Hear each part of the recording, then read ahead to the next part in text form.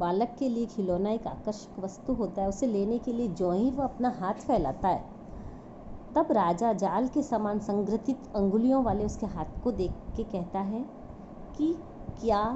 यह बालक के हाथों में चक्रवर्ती राजा के लक्षण है। श्लोक संख्या 16 में वह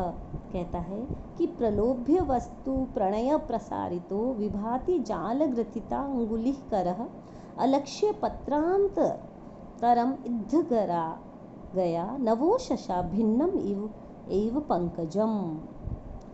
प्रलोभ्य वस्तु अन्वय है, प्रलोभ्य वस्तु प्रणय प्रसारितः जाल ग्रथित अंगुलिः अस्य करः इद्धरा गया नवो शशा भिन्नम अलक्ष्य पत्रांतरम एक पंकजम इव विभाति।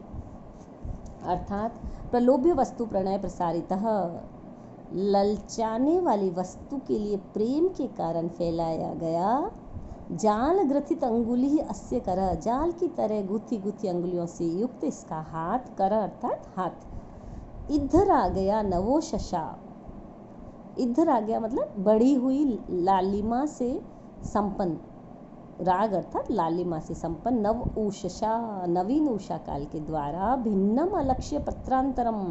विकसित किया गया अलक्ष्य पत्र अंतरम जिसकी पंखुड़ियों का मध्य भाग दिखलाई नहीं पड़ता, ऐसे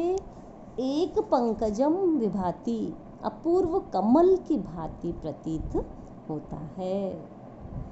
राजा उनके हाथ को देख के कहते हैं कि इसकी हाथ की शोभा का वर्णन करते हुए कवि कालिदास ने लिखा है कि जैसे उषा काल की लालिमा से विकास को प्राप्त हो चला भी एक मुख्य कमल कुछ कुछ अंधकारवश पूर्णतया परिलक्षित नहीं होता, अर्थात जिसकी पंखुड़ियों के बीच का अंतर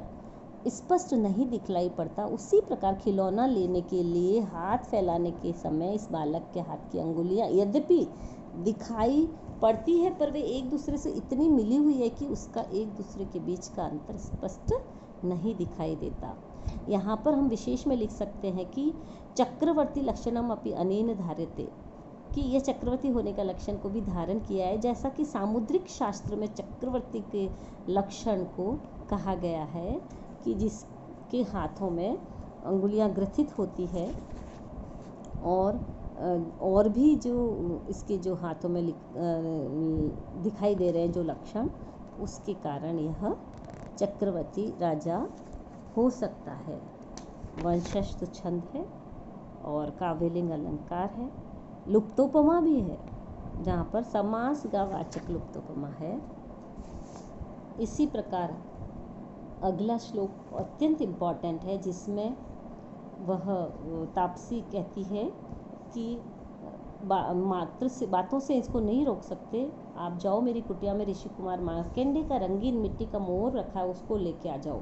तब पहली वाली वो कहती है कि ठीक है मैं जाती हूँ, निकल जाती है। तो बालक तब तक तो मैं इस शेर के बच्चे से ही खेलूँगा।